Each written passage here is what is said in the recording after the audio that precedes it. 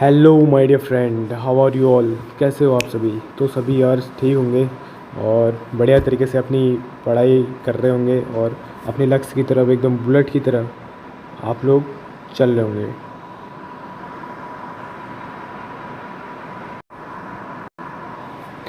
ठीक है, तो आज हम पढ़ने वाले हैं यार DPSP which are directive principle of the state policy, one of the important topic of the Indian constitution.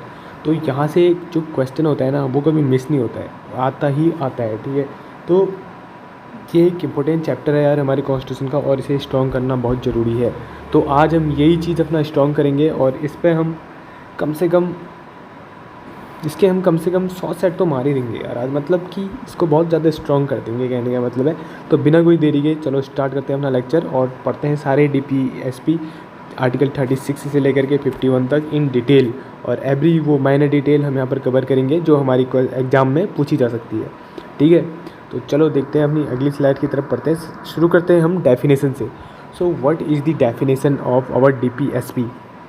DPSP होते क्या हैं, इससे अगर हम शुरू करेंगे तो डीपीएसपी ये means directive principle of the state policy are guidelines और instruction given to the government for the making laws and policies that ensure the welfare of the people. मतलब डीपीएसपीज क्या है? डीपीएसपीज गाइडलाइंस हैं और वो instruction है जो कि गवर्नमेंट को दी जा रही हैं जब वो हमारे लिए क्या बना रहा है, लॉज बना रहा है और पॉलिसीज़ बना रहा है। और ये इंश्योर कर रही है, ये गाइडलाइंस ये इंश्योर कर रही हैं कि जो भी सरकार नियम या कानून बना रही है उससे लोगों का भला हो, welfare of the people.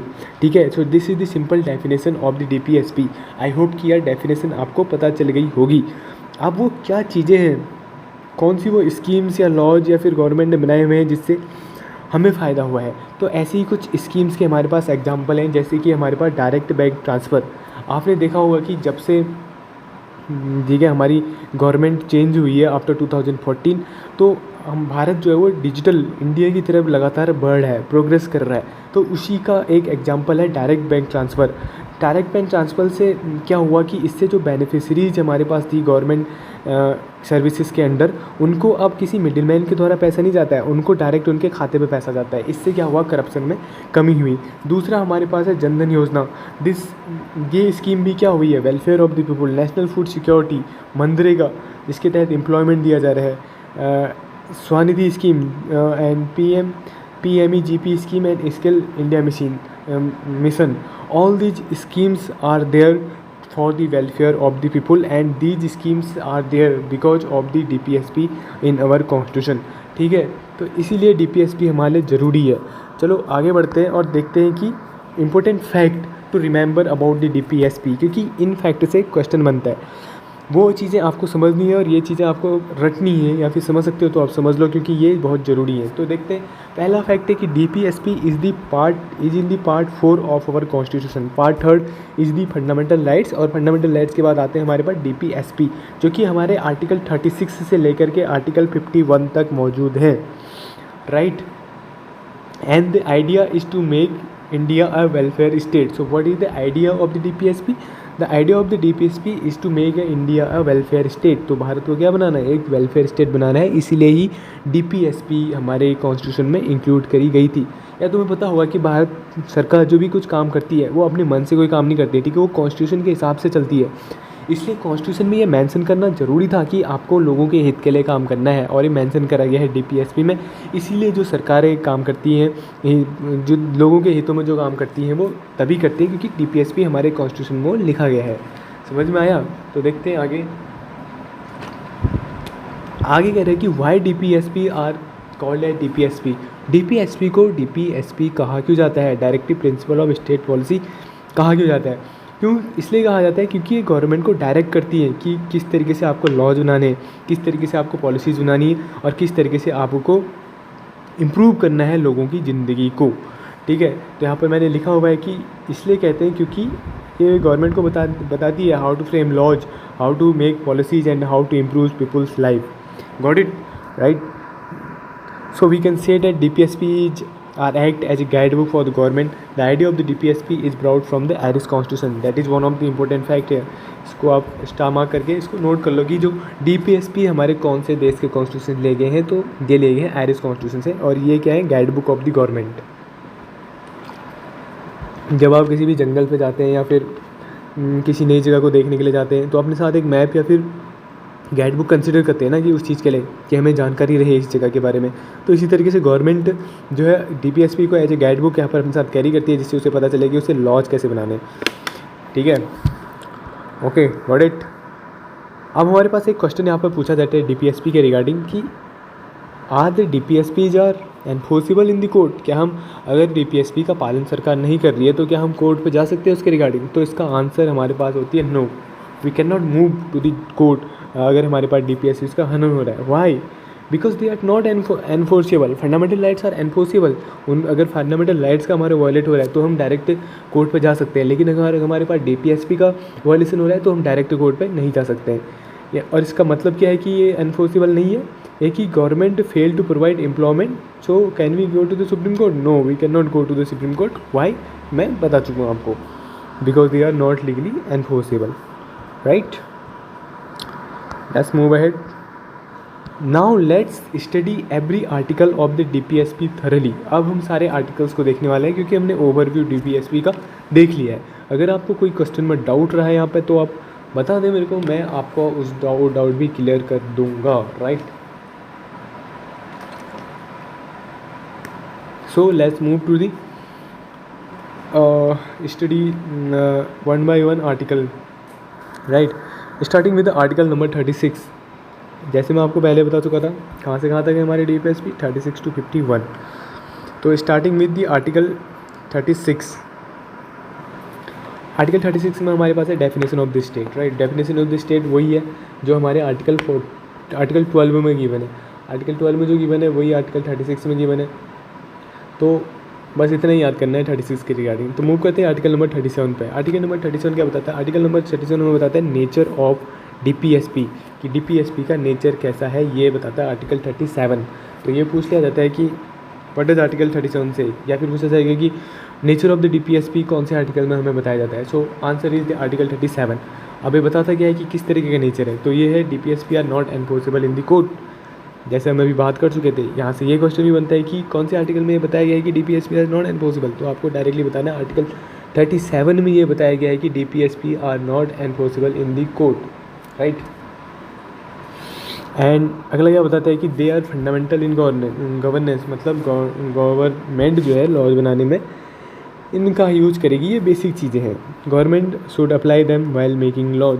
Okay, ये चीज़ें हम अभी पढ़ चुके हैं। तो let's move forward to the article number 38। Article number 38 से है promote the welfare of the people. Okay, article 38 क्या कहता है? देख, सारे ही जो डीपीएसपी है ना वो आपस में कनेक्टेड है। क्यों कनेक्टेड है? क्योंकि सारे ही वेलफेयर की बात करते हैं, लोगों के भले की बात करते हैं, ठीक है। तो आर्टिकल 38 की अगर हम बात करेंगे तो ये कहता है promote the welfare of the people. What does it mean? How will government promote the welfare of the people? By reducing the inequality, ठीक है। तो हमारे देश में अभी बहुत सारी इनइक्वालिटीज़ प्रिवेल है, जिससे जो कुछ क्लासेस हमारे अभी भी हैं सोसाइटी में वो बहुत डिफ्रेस है। तो उनको अपलिफ्टमेंट के लिए सरकार जो है काम करेगी और उनको क्या करेगी? इक्वल अपॉर्चुनिटी देगी, जिससे क्या होगा? उनका वेलफेयर होगा। And promote the social, economical and political justice, ठीक है। तो सबको समान social, economical and political justice government provide करेगी, या फिर एफर्ट डालेगी कि हमें सभी को समान अधिकार देने हैं। जैसे कि हमारे पास रिजर्वेशन हो गया, सोशल वेलफेयर स्कीम्स होगी, और ऐसी बहुत सारी हमारी गवर्नमेंट स्कीम चला रही है जिससे लोगों का अपलिफ्टमेंट हो रहा है। और वो सारी स्कीम हमारे पास कौन से आर्टिकल के तहत या फिर कौन से आर्टिकल के तहत आ रही है? तो आर्टिकल डीपीएसपी के अंदर आर्टिकल 38 के तहत आ रही है। हमारे पास बहुत और भी ज़्यादा स्कीम्स की अगर मैं बात करूँ तो MNREGA scheme, mid day meal scheme, Ayushman Bharat scheme, free legal aid, ये सारी हमारे पास क्या है? ये सारी हमारे पास डीपीएसपीज हैं, राइट। आया समझ में? सो लेट्स आगे बढ़ें। तो आगे बढ़ते हैं और बात करते हैं आर्टिकल नंबर 39 की। Article number 39 is one of the most important article, you must have to remember it, क्योंकि यहाँ से क्वेश्चन बनता ही बनता है। ये कहता है कि गवर्नमेंट शुड इंश्योर, गवर्नमेंट को क्या इंश्योर करना चाहिए? Government should ensure the adequate livelihood for the everyone, सभी के लिए जो है अच्छे तरीके से सभी लोग रह सकें, इसका प्रयास करना चाहिए गवर्नमेंट को। Equal distribution of resources, resource किसी एक आदमी के पास सीमित ना रह जाए, ये मतलब नहीं है। इसका मतलब ये है कि एक आदमी ही अमीर ना बने और बाकी लोग जो है उसकी उसके लिए काम करते रहे। ऐसा गवर्नमेंट ना होने दे और सभी को समान अधिकार और समान इक्वल इकोनॉमिक डिस्ट्रीब्यूशन हो। कंसंट्रेशन ऑफ द वेल्थ, इसका भी वही मतलब है, equal pay for equal wealth like for the man and women. अगर दोनों सेम काम कर रहे हैं तो दोनों को आप सेम तनख्वाह दो। Protection workers health and protect children from exploitation. So these are the 6 DPSPs which came under article number 39, and these are the one of the important articles. This is A, this is B, this is C, this is D, this is E and this is F. तो इस तरीके से ये पूछ लिया जाता है आपको कि बताओ 39 का C क्या कहता है। तो 39 का C कहता है prevent concentration of the wealth. तो इस तरीके से आपको डिटेल में ये चीज़ें याद करनी है। राइट, आया समझ में? आया समझ में gentleman? Now let's move forward and discuss study about the article number 39. Article number 39 is basically added by 42nd Constitutional Amendment Act 1976, which is considered as the mini constitution. पता होगा यार तुम सबको ना, तो हम इस पर भी एक लेके आएंगे, अमेंडमेंट्स पे एक वीडियो लेके आएंगे जिसमें आप सभी चीज़ें आपको बताई जाएंगी। तो आपको बस चैनल को सब्सक्राइब कर लेना है और वीडियो को लाइक शेयर और कमेंट कर देना है वीडियो पे। तो बढ़ते हैं आर्टिकल नंबर 39A की तरफ, जो कहता है, जो जोड़ा गया था 42वें संविधान संशोधन 1976 के तहत, और ये हमारे पास बात करता है equal justice and free legal add. तो ये 2 चीज़ें आपको याद करनी है, बाकी कुछ डिटेल में याद करने की ज़रूरत नहीं है। ये कीवर्ड्स यहाँ पर हैं, ये क्या है, यहाँ पर कीवर्ड्स हैं, कीवर्ड है, और ये 2 कीवर्ड आपको याद करने। और अगर पूछा जाएगा कि इक्वल जस्टिस की बात कौन से आर्टिकल में की जा रही है, तो भाई आर्टिकल 39A में करी जा रही है। फ्री लीगल एड की बात कौन से आर्टिकल में करी जा रही है, 39A में करी जा रही है। बस इतना आपको याद करना है। Your work is done. Let's move to article number 40। Article number 40 is one of the important article of Indian constitution, क्योंकि ये इंपॉर्टेंट है यार। क्यों है? क्योंकि ये बताता है कि state shall take step to organize the village panchayat. किसकी बात कर रहा है? ये हमारे पास विलेज पंचायत की बात कर रहा है, इसीलिए इंपॉर्टेंट है। And endow them with such powers and authority as may be necessary to enable them to function as a unit of self government. आपको केवल विलेज पंचायत बनानी ही नहीं है, उन्हें पावर भी देनी है। कौन सी पावर देनी है? सच पावर देनी है ताकि वो नेसेसरी है उन्हें एनेबल करे function as a unit of the self government, जिससे वो एक सेल्फ गवर्नमेंट की तरफ बिहेव कर सकें। अब ये सेल्फ गवर्नमेंट की बात आई कहाँ से? ये था constitution maker specially inspired by the Mahatma Gandhi's idea of the Gram Swaraj village Republic. क्योंकि महात्मा गांधी का ही आइडिया था कि हम अपने स्ट्रक्चर, पॉलिटिकल स्ट्रक्चर इस तरह रखें कि उसमें से छोटी से छोटी जो यूनिट है उसके पास भी इस तरीके की पावर हो कि वो इंडिपेंडेंटली अपने डिसीजन ले सकती है और अपने प्रोग्रेस के लिए काम कर सकती है। क्या थे उनके idea? Democracy should start from the villages, local people no there problem better and decentralised improve the governance and village become self reliant. Hence for article 40 is a Gandhian directive principle. So ये question भी यहाँ से पूछा जाता है कि कौन सा आर्टिकल है जो गांधीयन प्रिंसिपल पे बेस्ड है। So that is article 40 which is based on the Gandhian principle. What is the key idea of this article? बस की आइडिया यही है कि people should participate directly in the governing their own villages. मतलब लोगों को क्या है, आप डायरेक्टली पार्टिसिपेट कर सकें जिससे वो अपने विलेज के डिसीजन ले सकें। क्योंकि अपने विलेज की प्रॉब्लम के बारे में हम लोगों को तो ज़्यादा पता होगा ना भाई। जो एमएलए या फिर एमपी है वो तो कभी कभी आ रहे हैं विलेज पर, उनको क्या पता हमारी प्रॉब्लम क्या है। तो इसलिए self governing in the villages जो थे वो बहुत ज़्यादा इंपॉर्टेंट था, और सही डिसीजन हमारे कॉन्स्टिट्यूशन मेकर या फिर महात्मा गांधी के द्वारा लिया गया village panchayat article 40 as a village panchayat जोड़ने के लिए। अब इस आर्टिकल की बात यहीं तक सीमित नहीं रह जाती है। हमारा ये कॉन्स्टिट्यूशन पे वैसे तो शुरू से हमारे कॉन्स्टिट्यूशन के डीपीएस में ये आर्टिकल था, लेकिन इस आर्टिकल को प्रोमिनेंस कब से मिली? इस आर्टिकल को प्रोमिनेंस मिली 73rd कॉन्स्टिट्यूशनल अमेंडमेंट एक्ट 1992 से। कौन से आर्टिकल की, कौन से अमेंडमेंट की बात कर रहा हूँ? मैं बात कर रहा हूँ 73rd अमेंडमेंट एक्ट 1992 की। क्या हुआ इस अमेंडमेंट एक्ट के बाद? पंचायत में आर्टिकल पार्ट नंबर 9 में आर्टिकल 243 से 243O जोड़ा गया, जिसके तहत 11th शेड्यूल भी जोड़ा गया और उसमें 29 सब्जेक्ट्स दिए गए। क्या था इस कॉन्स्टिट्यूशन अमेंडमेंट में? इसमें 3 टियर पंचायती राज सिस्टम जोड़ा गया, जिसमें ग्राम पंचायत, जिला पंचायत और पंचायत समिति बनाया गया। ग्राम पंचायत यानी कि विलेज, पंचायत समिति यानी कि ब्लॉक, और जिला परिषद यानी कि डिस्ट्रिक्ट। और इनको अलग अलग कार्य सौंपे गए। जैसे ग्राम सभा को क्या सौंपा गया?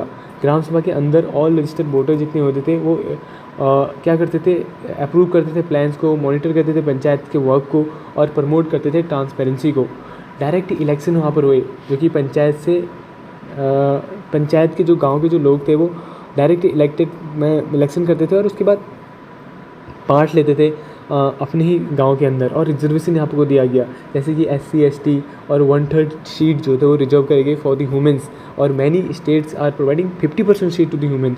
मतलब बहुत सारी स्टेट ऐसी थी जिससे 50% सीट जो है वुमेन के लिए रिजर्व करी गई थी। इसके साथ साथ 5 साल का टेन्योर रखा गया एवरी ग्राम पंचायत या फिर ग्राम प्रधान का, और ये स्टेट इलेक्शन कमीशन की जिम्मेदारी ये हुआ करती थी कि वो फ्री और फेयर इलेक्शन, पंचायत इलेक्शन कराए।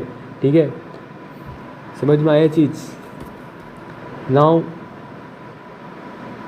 Now let's move to the, अब और इसका थोड़ा इसके बारे में अगर हम डिस्कस करें तो विलेज पंचायत के बारे में, तो ये जान लेते हैं कि विलेज पंचायत जो है डिसीजन लेते किस किस चीज़ पे है। तो विलेज पंचायत डिसीजन ले सकते हैं construction of the village roads पे, ठीक है, ड्रिंकिंग वाटर सप्लाई पे, और स्ट्रीट लाइटनिंग पे, सैनिटेशन पे, आंगनबाड़ी सपोर्ट पे, और विलेज डेवलपमेंट प्लान्स पे, और मेंटेनेंस ऑफ द पॉन्ड्स जो कि विलेजेस में होते हैं। ये सारे कुछ ऐसे सब्जेक्ट हैं जिन पर जो विलेज पंचायत जो है वो अपने खुद के डिसीजन ले सकते हैं और इन पर इम्प्रूव करने के लिए अपना खुद का फंड तैयार कर सकते हैं। ओके, आप ज़्यादा इस आर्टिकल पर स्टक ना हो गए, बढ़ते हैं आर्टिकल नंबर 41 की तरफ, जो कि कहता है government should try to provide people with opportunities to work in education, financial and social assistance. काम दो, एजुकेशन दो, और फाइनेंशियल एंड सोशल असिस्टेंट आप अपने लोगों को दो। इस आर्टिकल के हमारे पास एग्जांपल है Mahatma Gandhi national rural employment guarantee act which is मनरेगा 2005। तो वो जो एक्ट आया हुआ था, वो जो स्कीम आई हुई थी, वो इसी आर्टिकल को ध्यान में रख के वो स्कीम लाई गई थी। PM पोषण मिड डे मील स्कीम जो आई हुई थी, skill India mission, Ayushman Bharat scheme, all this mission scheme जो आई हुई हैं वो आर्टिकल नंबर 41 को ध्यान में रख के आई हुई हैं।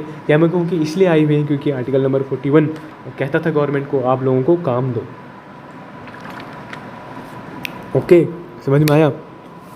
तो इसकी एक छोटी सी ट्रिक भी मैंने बना रखी है यार। आर्टिकल नंबर 41 को आप वैस करके याद कर सकते हैं। वैस का W stand for work, E stand for education, S stand for social security, and S stand for sick and senior support. Got it. Now let's move to the article number 42. Article number 42 states that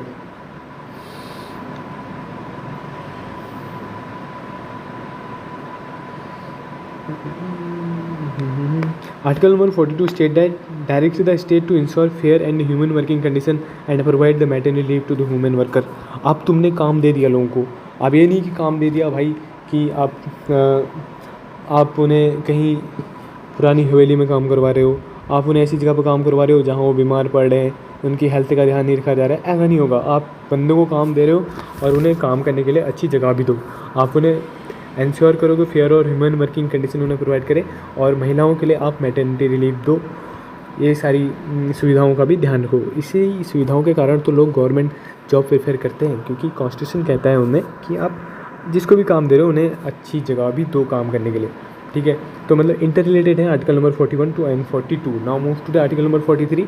article number 40 direct the state to ensure that worker receive a living wage, decent work condition, opportunities to enjoy a good standard of life, and it also promote cottage industries in the rural areas. तो भाई यहाँ से ये question यहाँ बन जाता है यार। इस पर आप मार्क कर लो कि ये कॉटेज इंडस्ट्रीज़ कौन से आर्टिकल में बताया गया। तो कॉटेज इंडस्ट्रीज़ के बारे में आर्टिकल 43 में बताया गया। उसके साथ साथ इसमें ये भी बताया गया कि आपने जिन लोगों को काम दे दिया 41, लोगों को अच्छी काम करने के लिए अच्छा इन्वायरमेंट दे दिया 42। अब अच्छा इन्वायरमेंट के साथ साथ आप उनको अच्छा पैसे भी दो, ये कहता है 43। और कॉटेज इंडस्ट्रीज़ को भी प्रमोट कौन करता है? ये भी 43 ही करता है, right. Now let's move to the article number 44, one of the important article, and it said about the uniform civil code.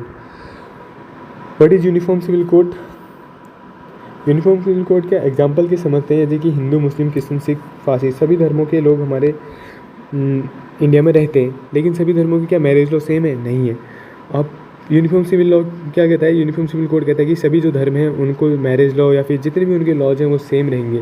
जैसे कि मैरिज रिलेटिंग, डिवोर्स हो गया, एडॉप्शन हो गया, इनहेरिटेंस हो गया, ये सारे लॉज, इन सभी का कोई अगर उल्लंघन करता है तो उन्हें सेम सज़ा मिलेगी। ये कहता है यूनिफॉर्म सिविल कोड, जो कि अभी तक कुछ ही स्टेट है जो यूनिफॉर्म सिविल कोड को लागू कर चुके हैं, जिनमें से उत्तराखंड जो था वो उत्तराखंड पहला स्टेट था, और उसके बाद अभी असम ने भी ये लागू कर लिया है, और सारे स्टेट हैं जो कि इस स्कीम को लागू कर रहे हैं। और ये जो हमारा आर्टिकल है ये कौन सी कैटेगरी के अंदर आता है? तो ये आता है लिबरल इंटेलेक्चुअल कैटेगरी के अंदर। ये आर्टिकल हमारे पास आता है लिबरल इंटेलेक्चुअल कैटेगरी के अंदर ये आर्टिकल हमारे पास आता है। और यहाँ पर एंडेवर, ये कोई इन्फोर्स नहीं करता है गवर्नमेंट को, ये कहता है केवल एंडेवर यानी कि प्रयास करना चाहिए इन सब चीज़ों के बारे में। Hope you get it. इससे होगा क्या, इससे प्रमोट होगा नेशनल यूनिटी, इंश्योर करा जाएगा कि इक्वालिटी बिफोर लॉ, रिड्यूस किया जाएगी, reduce discrimination in the personal laws and promote gender justice specially in matter like divorce and inheritance. Understand? I hope you got it. How you will remember the article 44? What is the trick? Trick is basically simple. 44 same लग रहा है ना, तो UCC मतलब का मतलब क्या होता है? यूसीसी मतलब होता है कि सभी को क्या होगा, सेम, सभी को लिए सेम लॉज होंगे, तो 4 यानी कि same laws, right. Let's move to the article number 45। Article number 45 से state to provide early childhood care and education to all the education until they complete the age of the 6th year। So this is also one of the important article जिसकी अपनी एक history है, तो इसकी एक history पढ़ते हैं कि इसकी हिस्ट्री क्या है। आर्टिकल नंबर 45 की हिस्ट्री, ओरिजिनली 1950 की बात करें तो आर्टिकल 45 डायरेक्ट करता था स्टेट को to provide free and compulsory education for all the children up to 14 years within the 10 year of the constitution coming into force. मतलब आगे 10 सालों तक स्टेट को क्या करना पड़ेगा, फ्री एजुकेशन देनी पड़ेगी 14 साल के बच्चों तक। लेकिन उसके बाद आया 86th कॉन्स्टिट्यूशन अमेंडमेंट एक्ट 2002। इसने क्या करा, इसने रिस्पॉन्सिबिलिटी शिफ्टेड टू आर्टिकल 21 जो 6 से 14 साल को फ्री एजुकेशन देने की बात करी गई थी, ये अब आर्टिकल 21 के तहत फंडामेंटल राइट हो गया। पहले डीपीएसपी था, मतलब कि डायरेक्टिव था, लेकिन अब ये स्टेट के लिए कंपलसरी हो गया कि 6 से 14 साल के बच्चों के लिए वो क्या करेगा, फ्री एजुकेशन देगी। अब आर्टिकल 45 में क्या रह गया फिर, अगर ये शिफ्ट कर देगा तो आर्टिकल 45 में जोर दिया गया कि फोकस करेगा अर्ली चाइल्डहुड केयर को and education to the up to 6 year. मतलब जो फंडामेंटल राइट 21A था वो तो 6 से 14 साल के बच्चों को फ्री एजुकेशन, अब जो 45 रह गया इसमें क्या है, इसमें 0 से 6 साल के बच्चों को अर्ली चाइल्डहुड केयर दी जाएगी, ये 45 में कहा गया। अंडरस्टैंड? जैसे कि आंगनबाड़ी सर्विसेज होगी, ये 0 से 6 साल के बच्चों के लिए क्या करती हैं, उन्हें अच्छी केयर और अच्छे न्यूट्रिशन मिले, इस चीज़ के लिए ये रिस्पॉन्सिबल होते हैं। अब बात करते हैं आर्टिकल नंबर 46। तो जल्दी हम अपने सारे आर्टिकल्स कवर करने वाले हैं, तो थोड़ा सा और आपको झेलना है, उसके बाद सारा कॉन्सेप्ट आपका क्लियर। आपको वीडियो दोबारा देखनी है, रिवाइज करनी है, और तब तक देखते रहेंगे, तब तक रिवाइज करते रहेंगे जब तक सारे आर्टिकल आपके दिमाग में छप ना जाए, क्योंकि यही तरीका है यार जीतने का, ठीक है। ये नहीं कि आपने एक बार पढ़ लिया, एक बार वीडियो देख ली तो आप आगे निकल जाएंगे, नहीं। आप उन्हीं लोगों में से हैं जो 1000 लोग इस वीडियो को देख रहे हैं। अगर आपको उन 1000 में से एक बनना है तो आपको इस वीडियो को कम से कम 5 बार तो देखना ही देखना पड़ेगा, क्योंकि 4 बार हर कोई बंदा इसको देखेगा। That's how the things work, that's how the winner work and think, right? Let's move to article number 46. Article number 46 direct the state to promote the education and economic interest of the weaker section of society, like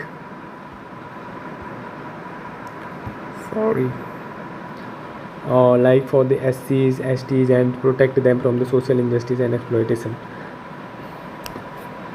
की idea अगर इसकी बात करें आप, अगर आपको इतना लंबा समझ में नहीं आया तो इसका बेसिकली आइडिया है कि provide give the equal opportunity to disadvantage people so they can live with dignity.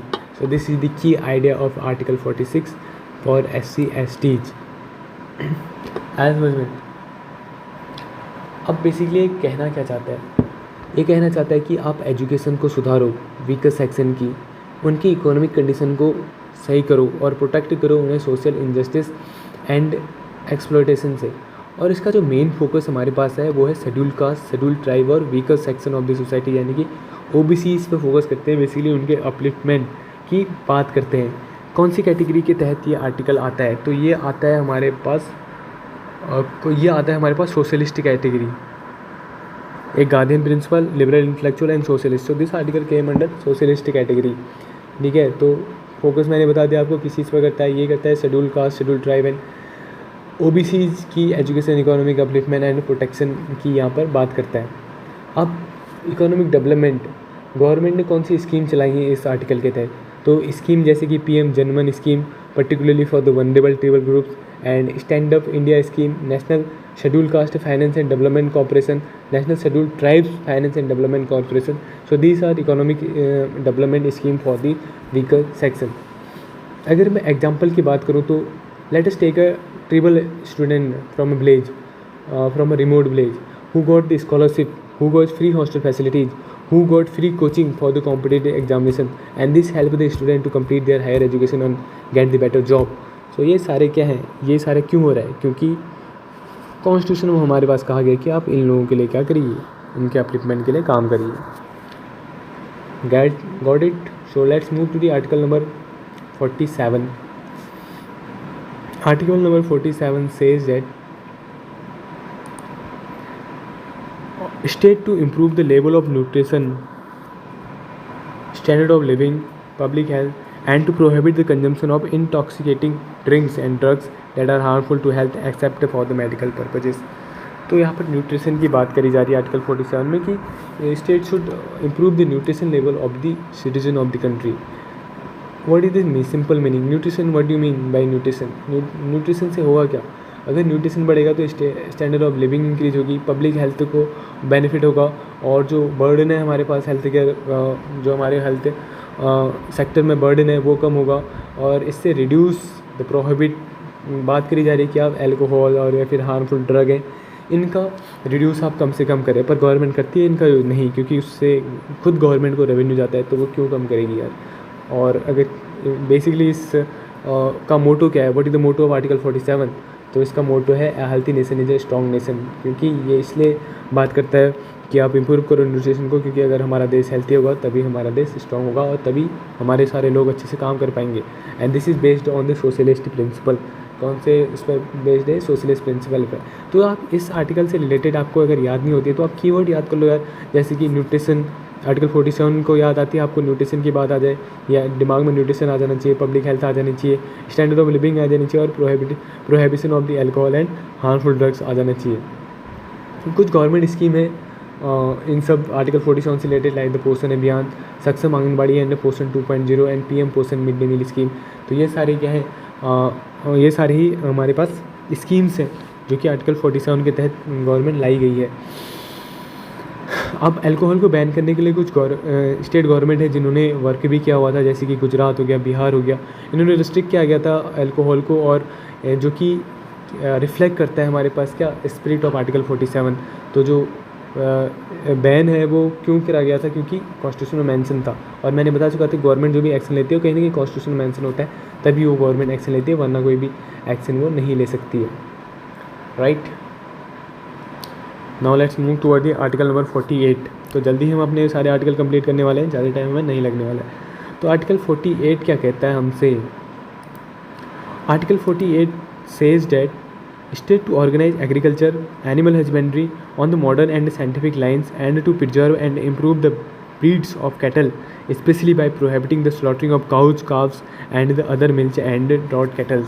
तो पहला चीज़ जो कहती है, ये कहती है कि organise agriculture and animal husbandry को ऑर्गेनाइज करना है मॉडर्न बेस पर, और ये हमसे ये भी कहती है कि आप प्रिजर्व करिए, इम्प्रूव करिए breed of the cattle, prohibiting and slaughtering of the cows, calves and the other milch and draught cattle. आपको पहली बात तो इसमें जो कीवर्ड्स है उन्हें दोबारा देखना है. एग्रीकल्चर, एनिमल हस्बेंड्री को प्रमोट करना है और बैन करना है काउ स्लॉटरिंग को. राइट, आया समझ में? ये चीज़ें इंपॉर्टेंट है. व्हाट दिस प्रिंसिपल कैटेगरी है इसकी, गार्डियन प्रिंसिपल. आर्टिकल 48 क्या है? एक गार्डियन प्रिंसिपल है. कीवर्ड्स मैंने आपको बताई दी यार कि आपको कीवर्ड्स क्या याद करने हैं. साइंटिफिक एग्रीकल्चर की इसमें बात करनी है, एनिमल हस्बेंड्री की बात करी गई है आर्टिकल 48 में, और कैटल की ब्रीड को इम्प्रूव किया जाए और प्रोटेक्शन किया जाए मिल्च और ड्रॉट्स कैटल को स्लॉटरिंग से, जो दूध देने वाली गाय होती है उनको स्लॉटरिंग से वो किया जाए, बचाया जाए. अब हाउ कैन, हम किस तरीके से बचा सकते हैं, किस तरीके से हम अपने एग्रीकल्चर को इम्प्रूव कर सकते हैं? तो by high quality seeds, drip irrigation, soil testing and artificial insemination for the better cattle breed. तो ये सारे तरीके हैं जिससे हम अपने एनिमल हस्बेंड्री और एग्रीकल्चर को प्रमोट कर सकते हैं और इम्प्रूव कर सकते हैं फार्मर की इनकम को, साइंटिफिक फार्मिंग को, और इंडिजीनियस कैटल ब्रीड्स को प्रोटेक्ट कर सकते हैं, और अपनी रूरल इकोनॉमी को क्या कर सकते हैं, स्ट्रेंथन कर सकते हैं. आया समझ में? तो अब मूव करते हैं आर्टिकल नंबर 48A की तरफ. ये मेमोरी ट्रिक है थोड़ी सी, आप उसको अगर इस तरीके से आपको याद हो सकता है तो 4-8 यानी कि 4 फार्म्स 8 काउज यानी कि जो फार्म है एनिमल हस्बेंड्री और काउ स्लॉटरिंग के बारे में आर्टिकल 48 में कहता है। Now let's move to the article number 49 which says that state to protect and improve the environment. आप ये किसकी बात करता है? ये करता है इन्वायरमेंट की, और to safeguard the forest and wildlife of the country. तो इन्वायरमेंट प्रोटेक्शन की बात कौन सा आर्टिकल करता है? इन्वायरमेंट प्रोटेक्शन की बात हमारे पास करता है article number 48A, right. Article number 48A says about the environment protection. आया समझ में? इन्वायरमेंट प्रोटेक्शन कैसे होगा? इन्वायरमेंट का प्रोटेक्शन, आप इन्वायरमेंट का प्रोटेक्शन तभी हो पाएगा जब कंजर्व करेंगे आप फॉरेस्ट को, प्रोटेक्ट करेंगे वाइल्ड लाइफ को, रिड्यूस करेंगे पॉल्यूशन को और प्रमोट करेंगे सस्टेनेबल डेवलपमेंट को। क्यों? Because protect nature for today for the better tomorrow, and this कौन सी कैटेगरी के तहत आता है? ये आता है लिबरल इंटेलेक्चुअल प्रिंसिपल के तहत। कौन सी कहते हैं? Liberal intellectual principle. तो LI के तहत ये हमारे पास कॉन्स्टिट्यूशन आता है और इसमें जोर दिया गया है कि आप इन्वायरमेंट फॉरेस्ट वाइल्ड लाइफ का कंजर्वेशन करिए, राइट। गवर्नमेंट स्कीम की अगर बात करें इससे रिलेटेड तो national mission for the green India mission जिसे कहा जाता है, project tiger, project lion, project elephant, Namami Gange scheme, national afforestation programme. So these are the all the scheme जो गवर्नमेंट यहाँ पर लॉन्च करी गई है आर्टिकल 48A के तहत, conserve our environment and biodiversity. होगा क्या इससे वर्टिकल हमारे इन्वायरमेंट को इससे क्या होगा? रिड्यूस होगा पॉल्यूशन, प्रोटेक्ट होगी बायोडाइवर्सिटी, कंजर्व होगा फॉरेस्ट, सेव होगा एंडेंजर्ड स्पीसीज, कॉम्बैट कर पाएंगे हम क्लाइमेट चेंज को और प्रमोट सस्टेनेबल डेवलपमेंट। ये सारी चीज़ें इससे बेनिफिट होंगे। Now let's move to the article number 49 जो कि डायरेक्ट करता है स्टेट को to protect every monument, places and object of the artistic and और the historic importance that has been declared to be the national importance from destruction, damage, removal और misuse. तो ये हमारे पास प्रोटेक्शन की बात करता है मोनूमेंट्स को, प्लेसेस को, ऑब्जेक्ट्स को जो कि हमारे पास हिस्टोरिकल इंपॉर्टेंस हैं, जैसे कि हमारे पास ताजमहल, कुतुब मीनार या फिर जो रायगढ़ फोर्ट है। ये सारे जो मोनूमेंट हमारे पास हैं हिस्टोरिक मोनूमेंट, इन सब के प्रोटेक्शन की बात करता है। किसकी जिम्मेदारी होती है इन सब के प्रोटेक्शन की? सो ये हमारे पास जिम्मेदारी होती है आर्कियोलॉजिकल सर्वे ऑफ इंडिया की। आर्कियोलॉजिकल सर्वे की जिम्मेदारी है और ये हमारे पास एक लिबरल इंटेलेक्चुअल प्रिंसिपल है। Article 49 is the liberal intellectual principle. ASI करती क्या है? ASI करती है कंजर्व करती है मोनूमेंट को, रिस्टोर करती है ancient structures, prevent illegal construction near the protected sites. मतलब जो हमारे पास प्रोटेक्टेड साइट है उसके साथ में कोई इलीगल कंस्ट्रक्शन नहीं होगा, और मेंटेन करेंगे आर्कियोलॉजिकल साइट्स की ताकि वो सदियों तक हमारे पास क्या रहे, बने रहें। एग्जाम्पल्स मैंने आपको बताई दिए, Taj Mahal, red fort, Qutub Minar, Konark sun temple and Sanchi stupa are some examples. And हमारे पास रिलेटेड एक्ट की अगर बात करें तो ancient monument and archaeological site and remains act 1958 के तहत ये सारे क्या होते हैं? रेगुलेट होते हैं। I hope you get it right. So let's move to the article number 50 that says that judiciary separate the judiciary from the executive in the public service of the state to ensure the independent and impartial judicial system। तो मतलब judiciary को executive से अलग करने की जो बात करी गई है वो करी है आर्टिकल 50 में। तो आपको बेसिकली करना क्या है? आपको बेसिकली कीवर्ड्स यहाँ पर नोट करने हैं। तो इसमें कीवर्ड क्या है? जुडिशरी और एग्जीक्यूटिव है, उनके सेपरेशन की बात करी गई है। किस तरीके से हम आर्टिकल या इसको ट्रिक से याद कर सकते हैं? तो 50 आर्टिकल 50 मतलब 50 जुडिशरी एंड 50 एग्जीक्यूटिव, राइट। तो हम बढ़ते हैं अपने last article that is article number 51। Article 51 says that promotion of the international peace and security. और article 51 state to promote international peace and security and maintain just and honourable relations among the nation, respect the international law and encourage the peaceful settlement of the international dispute through the arbitration. Understand? तो article 51 basically says peace with the world. What does article 51 say? article 51 say to maintain peace with the world. जैसे कि अभी Iran और Israel America war चल रहा है, तो इसमें भारत किसको सपोर्ट करेगा? क्या भारत किसी के पर्टिकुलर कंट्री को सपोर्ट करेगा? नो, भारत कहेगा कि आप इंटरनेशनल लॉ के तहत क्या कीजिए, फ्रेंडली रिलेशन मेंटेन कीजिए और पीस एस्टेब्लाइज करिए। And that article is a liberal intellectual principle article and objective इसके वही हैं कि आप प्रमोट करिए international peace and security, maintain the honorable relation among the nation and respect international law and encourage peaceful settlement of international disputes. Right. इसके तहत India करता क्या है? इंडिया यूएन के पीस कीपिंग मिशन जितने भी होते हैं उनमें पार्टिसिपेट करता है, रिजॉल्व करता है डिस्प्यूट को, कोशिश करता है कि जो जितने भी इंटरनेशनल डिस्प्यूट्स हैं वो डिप्लोमेसी की तरह के तहत सॉल्व हों, और इंटरनेशनल ट्रीटीज जो हैं उनका रिस्पेक्ट करी जाए, मतलब उनको फॉलो किया जाए। और वसुधैव कुटुंबकम, you all know about the Indian वसुधैव कुटुंबकम, जिसके तहत इंडिया कंसिडर करता है whole world as a one family. Got it. तो एक एग्जांपल अगर मैं इसके लिए लूँ तो जैसे कि 2 कंट्री हमारे पास वॉर पे चल रही है, तो institute of the fighting war India क्या प्रमोट करेगा? इंडिया कहेगा कि आप फाइटिंग की वॉर की वजह से you should hold diplomatic talks और अप्रोच एंड इंटरनेशनल ट्रिब्यूनल। तो आप इंटरनेशनल ट्रिब्यूनल पर जाइए और वहाँ पर डिप्लोमेटिक तरीके से अपने कॉन्फ्लिक्ट को क्या कीजिए, सॉल्व करने की कोशिश कीजिए, जिससे क्या होगा, बहुत सारी लॉस ऑफ लाइफ से हम प्रिवेंट कर सकते हैं अपनी कंट्री को। So these are the all the articles of the DPSP जो कि मैंने बहुत अच्छी तरीके से आपको समझा दिए हैं, और मुझे पूरा विश्वास है कि आप लोगों को समझ में भी ये चीज़ें आ गई होंगी। अगर कोई क्वेश्चन कहीं पर भी आपको थोड़ा सा भी डाउट है तो आप सीधे सीधे आप बता सकते हैं कमेंट सेक्शन में, और मैं आपके उसी क्वेश्चन का जवाब देने के लिए तैयार बैठा पड़ा हूँ। आपने जो ही क्वेश्चंस भेजा और मैंने उसका जवाब दे दिया। अब बात कर लेते हैं थोड़े क्वेश्चन की। तो क्योंकि हमने पूरा तो देख ही लिया है, उसको समराइज अभी भी हम लेट्स समराइज फर्स्ट, उसके बाद क्वेश्चन को देखें। ठीक है, तो पहले समराइज कर लेते हैं हमने क्या क्या पढ़ा।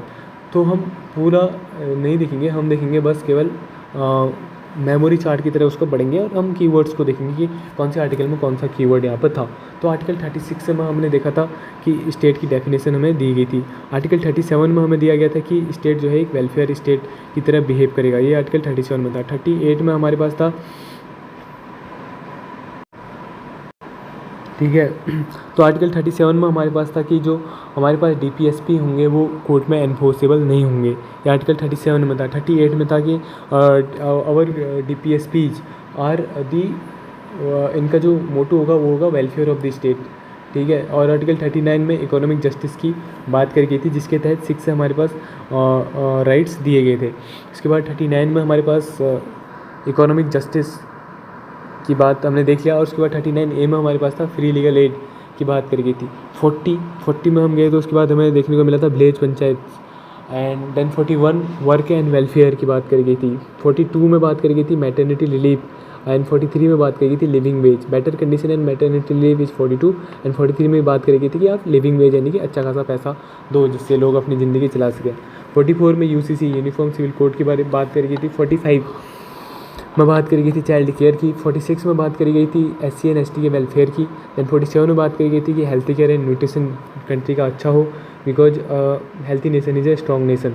48 में बात करी गई थी एग्रीकल्चर की, कि एग्रीकल्चर और एनिमल हस्बेंड्री को प्रमोट करिए। 48A में इन्वायरमेंट की प्रोटेक्शन की बात करी गई थी। 49 में कहा गया था कि आप मोनूमेंट्स को प्रोटेक्ट करिए, जो कि हमारे पास हिस्टोरिक मोन्यूमेंट्स हैं। 50 में 50-50 हमने देख लिया था कि जुडिशरी और एग्जीक्यूटिव के कार्य होंगे वो डिफरेंट होंगे। 51 में बात करी गई थी वर्ल्ड पीस की, कि आप प्रमोट कीजिए world peace among the nations, right. Now let us talk about the some questions. पहला क्वेश्चन हमारे पास कहता है कि directive principle of state policy are contained in which part of the constitution. तो हमने शुरू में ही इसमें बात करी गई थी, that is in the part 4, option number B, right. Let's move to the next question. DPSP are borrowed from the constitution of, कौन से देश के कॉन्स्टिट्यूशन लिए गए, that is Ireland, option number B. Then third question is which article define the term state for the DPSP, that is in article 36, शुरू में ही हमने बात कर ली थी। And which article state that DPSP are not enforceable by any court, ये कौन से आर्टिकल में बात करी गई थी, दैट इज आर्टिकल नंबर 37 में ये कहा गया था कि DPSPs are not enforceable in any court. Then which article aim to establish a social order based on justice, which article establish social order based on justice, किस में कहा गया था, इसमें कहा गया था कि आर्टिकल नंबर 38 में ये कहा गया था। So these are the 5 questions. We will practice more questions on DPSP in our further videos. So stay connected, hit the subscribe button and like the video and share with your friends, and we'll see you in the next video. Thank you so much.